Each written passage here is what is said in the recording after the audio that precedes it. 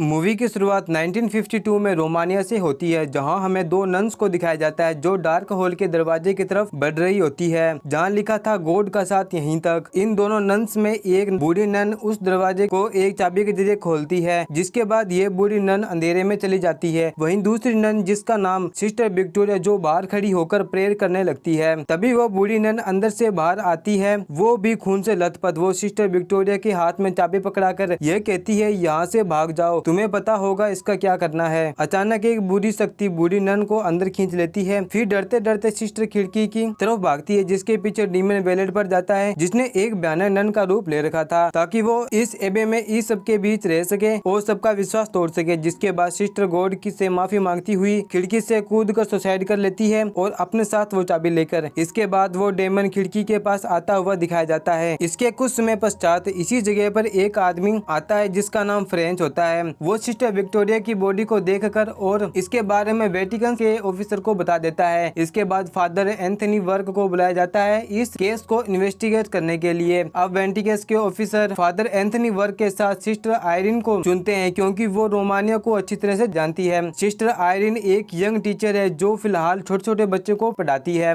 वे अभी पूरी तरह नन नहीं बनी। इसके बाद फादर सिस्टर से मिलते हैं। इसके बाद सिस्टर का कहना था कि वो तो कभी रोमानिया गई ही नहीं, पता नहीं वेटिकन ने क्यों उसे इस काम के लिए चुना। इसके बाद फादर और सिस्टर सीधा सेंट कार्टा के एबी रोमानिया में जाते हैं। वहाँ फ्रेंच से मुलाकात होती है ताकि वो बता सके कि कहाँ पर सिस्टर विक्टोरिया को देखा था। इसके बाद ये तीनों उस एबी के सीक्रेट डोर के पास जाते हैं, जहाँ पर फ्रेंच ने सिस्टर विक्टोरिया की बॉडी को रखा हुआ था। वहाँ पर जाते ही फ्रेंच बॉडी को देखकर घबरा जाता है और कहता है कि मैं तो बॉडी को लिटा कर गया था। इसके बाद father Anthony work sister Victoria के हाथ में उस चाबी को निकाल लेते हैं। इसके बाद फादर वर्क सिस्टर विक्टोरिया को प्रॉपर ड्यूरल दिया जाता है। एबी में आते वक्त उनको खून की ताजी बूंद मिलती है, मानो अभी अभी नीचे गिरा हो, लेकिन ये 2-3 हफ्ते पहले का खून था, उसे सूख जाना चाहिए था। लेकिन एबी में ऐसा कुछ भी नहीं होता। वो एबी में जाने की कोशिश करते हैं, लेकिन वो नहीं जा पाते। वहाँ दूर उन्हें एबस मिलती है, शायद वो नन या डीमन हो। वो ये कहते हैं कि आज सिस्टर विक्टोरिया की याद में सभी मौन रहेंगे। इसके बाद फादर वर्क और सिस्टर ये सभी अपने अपने रूम में जाते हैं, जहाँ पर फ्रेंच डरते हुए वापस चला जाता है। जब वो जंगल में पहुंचता है तो उसे सिस्टर विक्टोरिया जंगल में दिखती है। वो उसके पीछे जाता है, लेकिन एक डीमन उस पर अटैक कर देता है, लेकिन फ्रेंच एक क्रॉस उठाकर वहां से चला जाता है। उसी रात फादर और सिस्टर आयरिन डिस्कस करते हुए आयरिन बताती है कि जब वो छोटी थी तब उसे कुछ विजन्स आया करते थे, जो एक बात पर जाकर रुक जाया करती थी, मेरी पॉइंट लबे। इसके बाद फादर वर्क अपने पास्ट के बारे में बताते हैं कि उसको फ्रांस में उसको एक डेनियल नाम के लड़के को एक्सोर्सिस्ट के लिए बुलाया जाता है, पर वो गलत हो जाता है। उस दौरान डेनियल को काफी चोट आती है, जिसके बाद फादर बहुत अफसोस में जी रहे हैं। ये दोनों एबी में अपनी कमजोरियों की बात करके डीमन को बता दी। इसके बाद सभी सो जाते हैं। वर्क को एक म्यूजिक की आवाज सुनाई देती है, जिससे वो उठ जाते हैं। इसके बाद फादर म्यूजिक का पीछा करते हुए कब्रिस्तान में पहुंच जाता है। वहाँ पर फादर वर्क को कुछ इविल डीमन नजर आता है, जिसके मुंह से एक सांप निकलकर फादर पर हमला कर देता है। फादर अपने बचाव के चक्कर में कब्र में गिर जाते हैं। वो डीमन फादर को जिंदा दफना देता है। जिसके बाद फादर एक बेल बजाने लगते हैं। अक्सर ये बेल को बजाते थे जिनकी मौत किसी कारणवश हुआ हो। उधर आयरिन भी उठ जाती है, उसको एक नन की परछाई दिखाई देती है। तभी वो डीमन शीशे में आकर अटैक कर देती है। आयरिन डरते हुए बाहर जंगल की तरफ आ जाती है। तभी उसे फादर की बेल बजाने की आवाज और प्रेयर सुनाई देती है, जिसके साथ साथ कई सारी बेल और भी बजने लगती है। लेकिन आयरिन किसी तरह अपनी स्किल का यूज करके फादर वाली कब्र को पहचान कर खोदने लगती है। तभी अंदर फादर के ऊपर कोई डीमन अटैक कर देता है। उसके मरने से पहले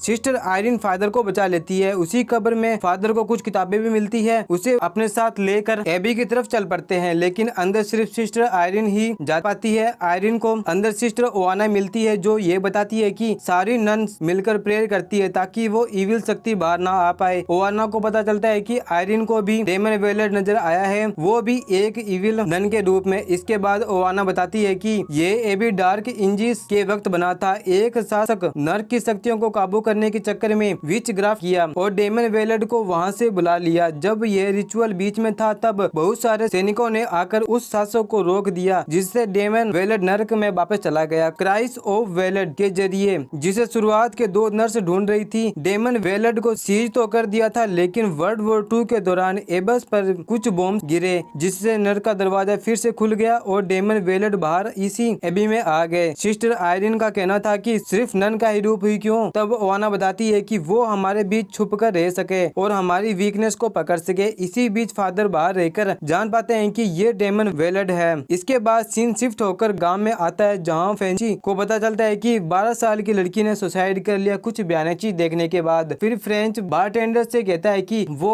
आयरिन और फादर वर्क के साथ एबी में गया था। इस पर बारटेंडर कहता है कि अगला शिकार वो दोनों हो सकते हैं। वहीं उधर वर्क एबी में जाने की कोशिश करता है, पर वहाँ एबस कहती है कि यहाँ से बाहर नहीं जा सकती। वर्क एब से पूछता है कि उस चाबी का क्या करना है जो विक्टोरिया के पास मिली थी, पर एबस ये बताती है कि अब बहुत देर हो चुकी है, साथ ही आयरिन अंदर खो चुकी है। तभी एबस की बॉडी अजीब सी होने लगती है। वर्क उसको देखने के लिए पर्दा हटाने ही वाला था, लेकिन उसकी डिमोनिक बॉडी वर्क के हाथ को पकड़ लेती है। उधर आयरिन को फिर से डरावना सपना आता है, जिसके बाद वो रूम के बाहर जाती है। तभी उस इविल नन उस पर हमला कर देती है। वहीं फादर वर्क को आयरिन की आवाज आती है। मदद से पहले ही उस पर शैतानी शक्तियों का हमला हो जाता है। तभी फ्रेंची आकर अपनी शॉर्ट गन से फादर को बचा लेता है। वहीं उधर आयरिन को सभी नन प्रेयर करती हुई दिखाई देती है, जिसे देख आयरिन भी प्रेयर करने लगती है। तभी एक शक्ति आयरिन के बैग पर एक पेंडम बना देती है और बाकी सभी नन्स को यह शक्ति दूर फेंक देती है। तभी वहाँ फ्रेंच और वर्क आ जाते हैं, लेकिन उनको वहाँ पर कोई भी नन्स दिखाई नहीं देती। सिर्फ वहाँ पर सिस्टर ओवाना की डेड बॉडी पड़ी हुई थी, जिससे आयरिन को एहसास हो जाता है कि अब तक जो देखा था सिर्फ वो एक विजन था।